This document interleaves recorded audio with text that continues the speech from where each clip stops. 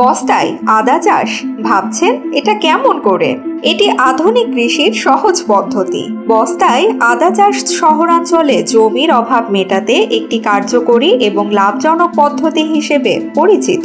এই পদ্ধতিতে কম জায়গায় বেশি উৎপাদন সম্ভব, যা কৃষকদের জন্য একটি সুবিধাজনক উপায়। বস্তায় আদা চাষ শুরু করতে হলে প্রথমে মাটি প্রস্তুতের প্রয়োজন। এক বস্তার জন্য 12 থেকে 15 কেজি মাটি, 5 কেজি পচা গোবর সার, 4 থেকে 5 কেজি সাদা বালু, 1 কেজি ছাই এবং 25 গ্রাম কীটনাশক মিশিয়ে মাটি তৈরি করতে হবে। বীজ হিসেবে বাজারের খাওয়ার আদাও ব্যবহার করা যেতে পারে, তবে ভালো জাতের আদা বেছে নিতে হবে। বীজ রোপণ করার সময় প্রতি বস্তায় 35 থেকে 50 গ্রাম কন্দ 3 থেকে 4 ইঞ্চি গভীরে লাগাতে হবে।